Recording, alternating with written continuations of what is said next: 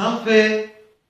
Salam jumpa kembali dengan saya Romo Adnan di dalam channel ini. Semoga Bapak Ibu Saudara-saudari dalam keadaan sehat walafiat. Di pagi hari ini saya akan menyuguhkan renungan yang saya bawakan ini. Semoga berguna untukmu sekalian. Selamat menonton, selamat berefleksi. Tuhan sertamu dan sertamu juga. Inilah Injil Yesus Kristus menurut Lukas. Dimuliakanlah Tuhan. Injil Lukas bab 11 ayat 47 sampai 54. Sekali peristiwa, tatkala duduk makan di rumah seorang Farisi, Yesus berkata, "Celakalah kalian, sebab kalian membangun makam bagi para nabi, padahal nenek moyangmulah yang telah membunuh mereka. Dengan demikian kalian mengakui bahwa kalian membenarkan perbuatan nenek moyangmu, sebab mereka telah membunuh nabi-nabi itu dan kalian membangun makamnya. Sebab itu hikmat Allah berkata, Aku akan mengutus kepada mereka nabi-nabi dan rasul-rasul. Tetapi separuh dari antara para nabi dan para rasul itu akan mereka bunuh dan mereka aniaya. Maka dari angkatan ini dituntut darah semua nabi yang telah tertumpah sejak dunia dijadikan, mulai dari darah Habel sampai kepada darah Zakaria yang telah dibunuh di antara mesbah dan rumah Tuhan. Bahkan aku berkata kepadamu, semuanya itu akan dituntut dari angkatan ini. Celakalah kalian, hai ahli-ahli Taurat, sebab kalian telah mengambil kunci pengetahuan. Kalian sendiri tidak masuk ke dalamnya, tetapi orang yang berusaha masuk kalian halang-halangi." Dan setelah Yesus berangkat dari tempat itu, para ahli Taurat dan orang Farisi terus-menerus mengintai dan membanjirinya dengan rupa-rupa soal. Dengan itu mereka berusaha memancingnya supaya mereka dapat menangkapnya berdasarkan sesuatu yang diucapkannya. Demikianlah Injil Tuhan, terpujilah Kristus.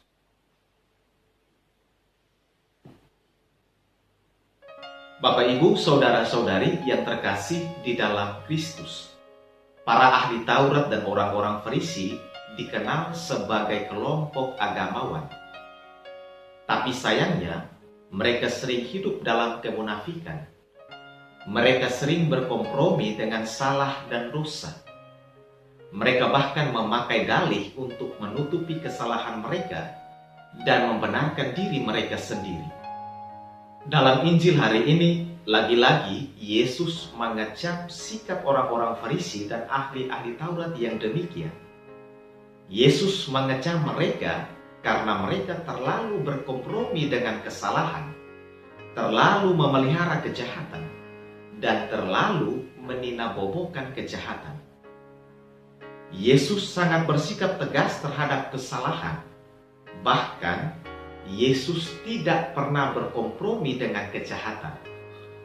Yesus tidak main-main dengan kejahatan. Bagi Yesus, kejahatan mesti ditelanjangi, mesti dibuka, dan bukannya ditutupi. Karena Yesus itu orang benar, Dia adalah kebenaran, dan Dia menyatakan kebenaran. Sebagai kebenaran, Yesus berusaha untuk menguak kebenaran.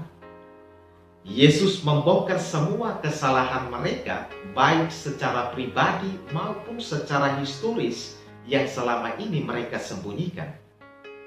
Tapi sayangnya, upaya Yesus itu tidak diterima dengan baik oleh para ahli Taurat dan orang-orang Farisi. Mereka tak sudi mengakui kesalahan dan tidak berjuang untuk bertobat, tapi malah berusaha untuk menyerangi Yesus. Kecaman Yesus itu justru mendatangkan rasa sakit hati bagi mereka. Mereka merasa jengkel dengan sikap Yesus itu dan secara terang-terangan menolak kehadiran Yesus. Mereka bahkan terus mengintai Yesus, baik gerak-gerik Yesus maupun pengajaran Yesus. Lebih parahnya lagi, mereka membanjiri Yesus dengan aneka macam soal. Atau dengan kata lain, mereka mengaitkan segala macam persoalan dengan pribadi Yesus.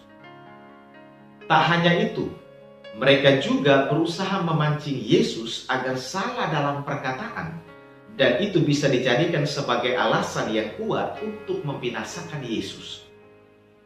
Tapi upaya busuk mereka itu justru sia-sia, karena sampai kapanpun kesalahan tidak akan pernah menang di hadapan kebenaran, dan kejahatan akan tetap kalah di hadapan kebaikan.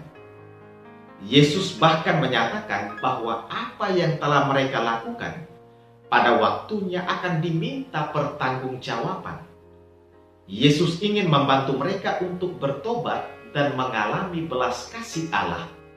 Bapak, Ibu, saudara-saudari yang terkasih di dalam Kristus, dalam hidup ini terkadang mungkin kita terlalu berkompromi dengan kesalahan. Terkadang mungkin kita bersikap masa bodoh dengan kesalahan. Terkadang mungkin kita memakai dalih untuk menutup-nutupi kesalahan yang telah kita lakukan. Ketika kita kedapatan bersalah, kita mengatakan bahwa salah itu manusiawi sekali. Ternyata ini juga merupakan upaya pembenaran diri, sehingga yang terjadi, kita malah terus-menerus melakukan kesalahan yang sama. Tak heran kesalahan yang satu mendatangkan kesalahan yang lain, dan dosa yang satu mendatangkan dosa yang lain. Sikap kita yang demikian juga dikecam oleh Yesus. Hari ini kita disadarkan bahwa tidak satupun hal buruk yang kita kira luput dihukum akan dilewatkan oleh Allah. Semua hal yang kita lakukan, baik kejahatan maupun kebaikan, tidak akan pernah luput dari perhatian Allah. Orang yang salah tidak akan pernah dapat lolos dari hukuman. Allah tidak pernah memalingkan mukanya ketika kejahatan dilakukan, seolah-olah tidak pernah terjadi. Pada waktunya, kita akan berdiri di hadapan hakim yang sama, karena kita semua memiliki kejahatan yang harus dipertanggungjawabkan. Setiap tindakan berdosa yang kita lakukan selama hidup, semua kejahatan yang pernah kita lakukan terhadap Allah telah tercatat. Catatannya akan terlihat jelas bagi semua orang, dan setiap perbuatan akan dipertanggungjawabkan. Setiap hal buruk yang kita lakukan, hal-hal yang kita harap tidak diketahui oleh siapapun, juga telah tercatat. Pada akhirnya, tidak ada penjahat yang bisa meluputkan diri dari hukuman. Bagi Allah, semua yang salah harus dihukum, hutang harus dibayar. Di hadapan Allah tidak ada kejahatan yang bisa disembunyikan. Semuanya terpapar jelas. Seberapa besar usaha kita untuk menutupi kejahatan yang kita lakukan, namun pada saatnya akan dibongkar oleh Allah sendiri. Allah tidak akan membiarkan orang jahat bebas, dan semua tindakan kejahatan akan dihukum. Ingatlah bahwa bobot dari kesalahan tidak semata-mata ditentukan oleh tindakan itu sendiri, tapi juga oleh siapa yang menjadi korban. Yesus mengajak kita untuk bertobat dan menerima belas kasih Allah, yaitu pengampunan atas semua kesalahan yang pernah kita lakukan. Karena semua orang yang telah menerima pengampunan mereka dalam Kristus tidak akan dihukum.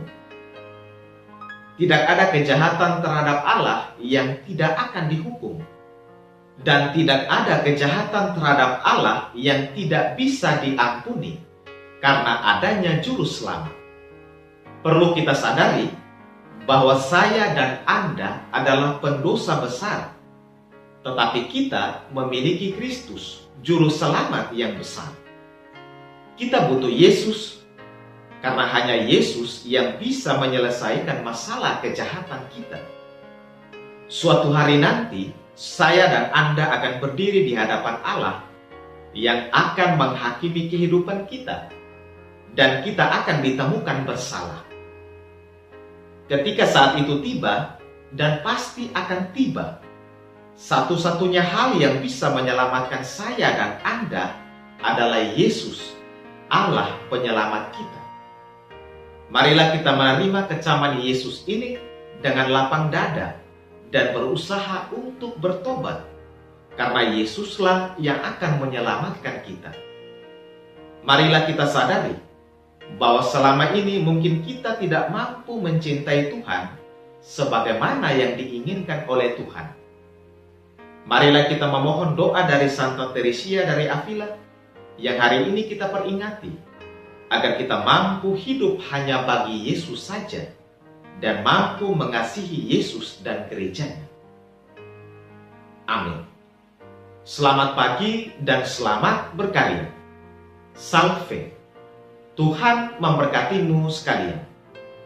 Bapak, Ibu, saudara-saudari yang terkasih, terima kasih sudah menonton video ini.